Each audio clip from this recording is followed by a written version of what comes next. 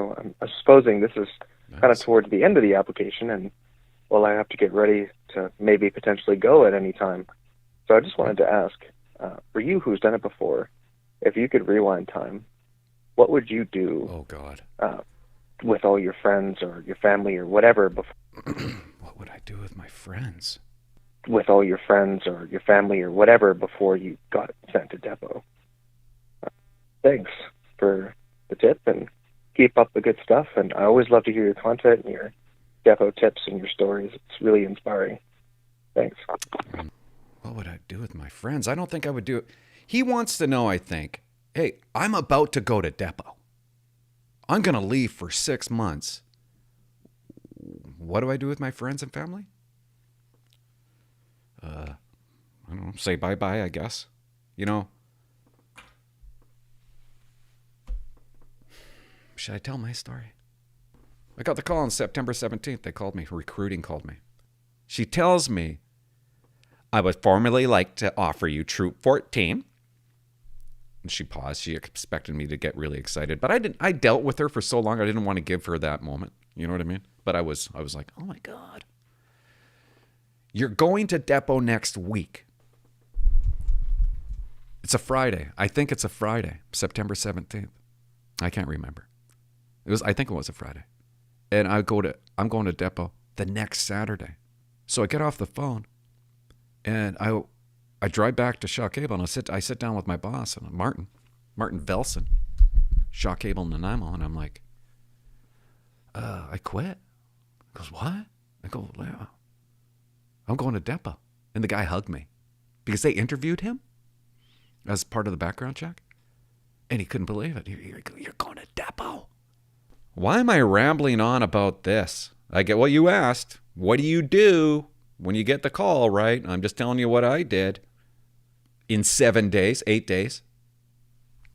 And this is probably the most important thing of my life that I did. And I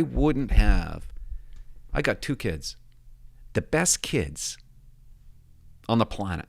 You can't get any better, okay? I got those 2 kids because of what I did, because of that phone call that day. I come home Friday, and there was a girl that I was interested in, and I had met her through Shaw Cable. We got along, but I never had the guts to ask her out. I never asked people out. Well, maybe I need to backtrack that one. I never had the guts to ask out somebody that was out of my league, so I would never do it. I would just settle with, I was happy with a 7 or a 6. 7, that's up in it.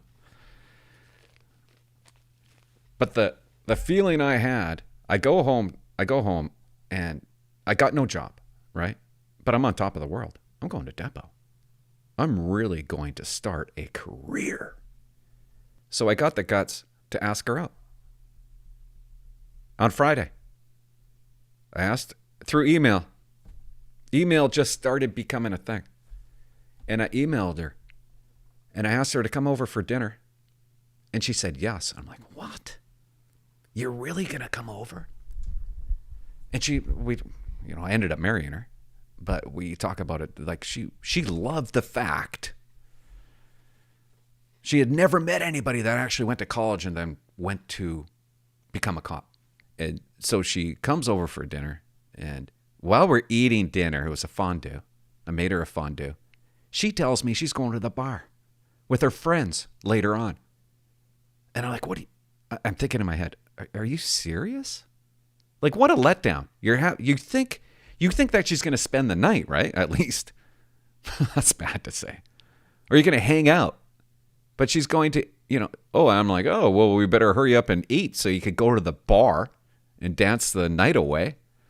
It might have had something to do with because I had a bed in the living room, and maybe she took a look at the bed and she thought, oh, what's this guy? Who's this douche?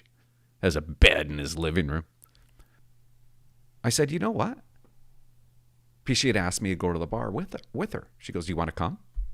And I went, no. At first I went, no, I'm not going. No, thank you. Hoping that she would change her mind and not go. But something said to me, and this story's way too long, but something said to me, you need to go. And I said, you know what? I'm going to go to the bar with you. And that was a big deal for me. And thank God I did it. Or I wouldn't have the kids I have. And I'll never forget this. We left my sister's house, and she in Nanaimo, and she lived a couple miles away. So we started. It was a nice night. It was a nice night, and we started walking to her house because she had to get ready. She had to put on her bar star clothes, right? And we're walking. We get about halfway, and I remember exactly where our first kiss was. And she said something like, "So, just so you know, I don't usually kiss on the first date, so." And I'm like, "Oh, do you want me, this is dumb, but would you like me to kiss you?" "Yeah." And then you flash forward 25 years later, and it's, those so's don't sound so sexy.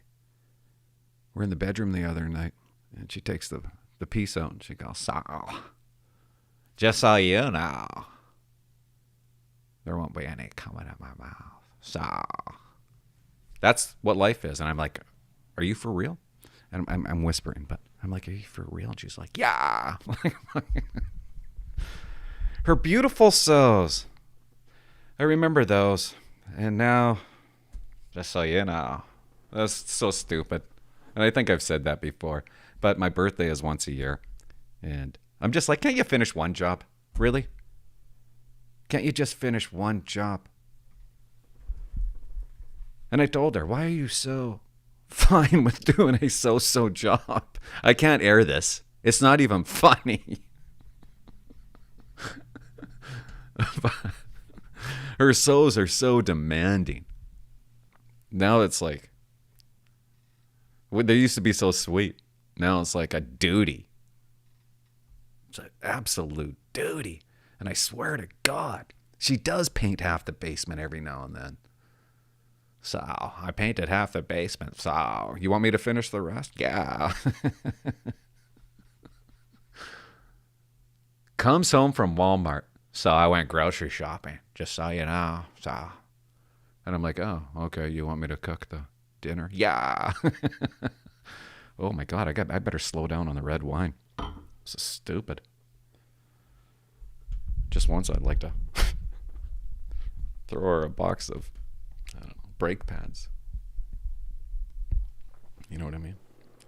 So, I went off. Very unfunny, but really truthful, though. Truthful. And embarrassing that I shared that with you. It's not even enjoyable, though, on my birthday. She's like, "Guess what you're going to get?" I'm like, "No, please. Hey, if you're not going to finish the job, forget it." Like, it's everything. It's everything that we do. She starts it, does it half-ass, and then I got to finish it. Like, you know what I mean?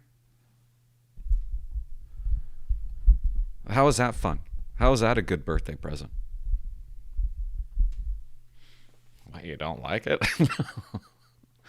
No. No, I don't.